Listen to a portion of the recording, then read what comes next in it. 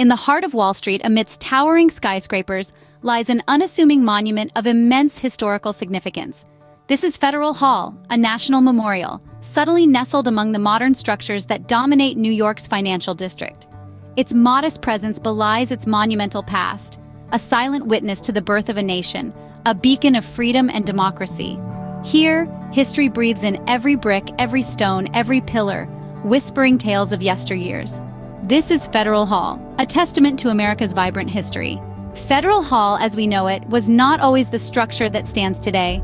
Its story begins in the 18th century as New York City's Town Hall. A humble brick building, it was a far cry from the grand structure we see now.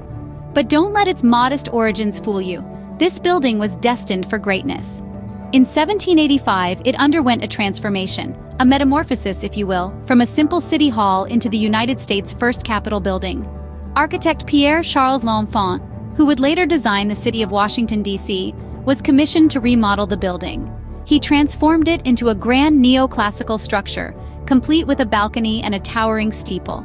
Its new look was a fitting reflection of the important role it would play in the nation's history. This newly transformed building was the stage for the first United States Congress in 1789.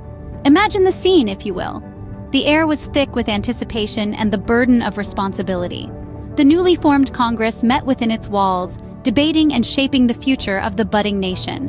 The Bill of Rights, the cornerstone of American democracy, was proposed here by James Madison. It was within these walls that the first steps were taken towards the establishment of a government of the people, by the people, and for the people. It was here that the seeds of democracy were sown, nurtured, and allowed to grow. The building also saw the inauguration of George Washington, the first president of the United States. The balcony that L'Enfant had added was the very spot where Washington took the oath of office. A momentous occasion, it marked the beginning of a new era in American history. So, you see, Federal Hall, despite its humble beginnings, served as the cradle of the American government. It was more than just a building. It was a symbol of the nation's aspirations and its commitment to democracy. Here, within these walls, the United States government truly began to take shape. Federal Hall holds a unique place in history as the birthplace of the American presidency. This unassuming structure, standing proudly on Wall Street, is where the first president of the United States, George Washington, took his oath of office. It was a momentous event that took place on the balcony of Federal Hall in the spring of 1789. This was a time of new beginnings, a time when the nation was taking its first steps as an independent entity. The air was filled with hope, uncertainty, and a sense of anticipation. Amidst all this, George Washington, a man of humility and integrity, stood tall. He was a beacon of hope for a nation that was just starting to find its footing. The balcony of Federal Hall was transformed into a stage that would witness one of the most significant events in American history. As Washington placed his hand on the Bible, the crowd held its breath. The words he uttered on that day, the oath that he took, were more than a mere formality. They represented a pledge, a commitment to the American people, a promise to uphold the Constitution and to protect the rights and freedoms of the citizens. The inauguration of George Washington was more than just an event. It was a turning point. It marked the birth of the American presidency, a role that would play a crucial part in shaping the future of the nation. Here, on the balcony of Federal Hall, Washington set a precedent. He embodied the ideals of a leader, the principles of democracy, and the spirit of the American nation. In the years that followed, the balcony of Federal Hall would see many more inaugurations, each one adding a new chapter to the story of the American presidency. But it was that first inauguration, that first oath of office taken by George Washington, which set the stage for all those that followed. It was on this very balcony that George Washington took the first oath of office, setting a precedent for all future presidents. Federal Hall became a symbol of freedom and democracy, not just for America, but for the world. The very essence of what it means to be American was fortified within these hallowed halls, as the Bill of Rights was adopted here.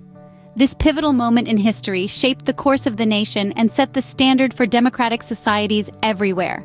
Imagine the scene, if you will. It's the year 1791. The first Congress is in session, their ink-stained hands poised over parchment. The air is thick with anticipation and resolve. They are about to make a monumental decision, one that will forever shape the face of the nation. The world watches and waits.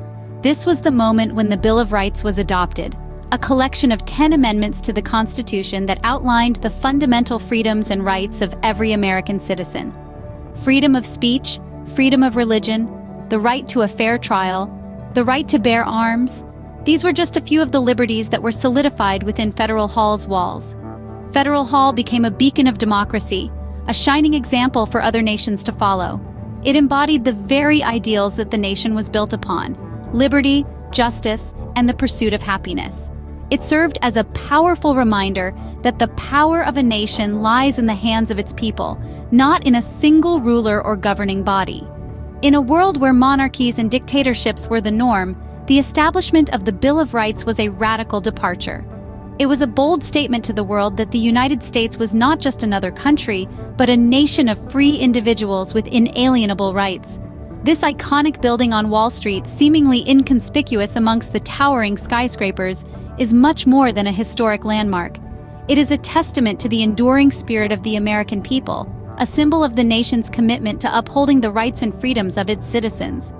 Federal Hall is, without a doubt, the cradle of American democracy. It stands as a beacon of freedom and democracy, illuminating the path for generations to come. It is a reminder of the power of the people, of the promise of liberty, and of the enduring legacy of the United States. Despite its historical significance, Federal Hall faced demolition, only to rise again. The original Federal Hall, the birthplace of American government, was tragically torn down in 1812. As the young nation moved westward and New York City expanded, the hall was deemed obsolete, a relic of the past undeserving of the space it occupied. The once bustling hub of political activity was reduced to rubble, its pieces scattered, its legacy seemingly erased. However, the spirit of Federal Hall was not to be extinguished. In the mid-19th century, a new building was erected on the same hallowed grounds. This was not a political arena but a Greek revival structure, serving as the United States Customs House. Its grand columns and sweeping steps were reminiscent of the democratic ideals of ancient Greece, fitting for a place that had once been the heart of American democracy. The Customs House was a symbol of America's burgeoning economy, a testament to its growth and prosperity. But as the years passed, the building's purpose evolved, reflecting the changing needs and aspirations of the nation. By the late 20th century, the Customs House had been transformed into a national memorial, a tribute to the historical significance of the site. Today, Federal Hall stands as a testament to America's past and its enduring values. It's a monument not just to the men who once walked its halls, but to the ideals they championed: freedom, democracy, and the rule of law.